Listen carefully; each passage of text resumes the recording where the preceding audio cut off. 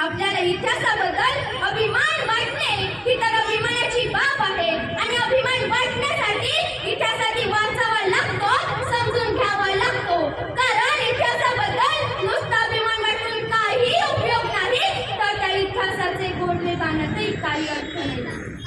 पाठीवरचा इतिहास पुसला जाईल, कागदावरचा इतिहास फाडला जाईल, पण माणसाच्या काळजावरती जो छत्रपतींचा इतिहास कोरला गेला आहे तो कदापि मिटणार नाही. आणि याच काळजावरती जो छत्रपतींचा इतिहास कोरला गेला आहे तो महाराजांची क्षणोक्षणी प्रेरणा देत राहील.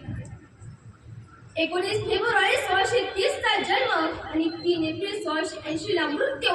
अवघ्या 50 वर्षाचं आयुष्य माझ्या राजाला लाभलं. जर दीर्घ आयुष्य लाभलं असतं तर प्रत्येक मावळ्याच्या घराला आज सोन्याचं दार लागलं असतं. सोन्याचं मावळ तू न मावळून तू कधीच गेला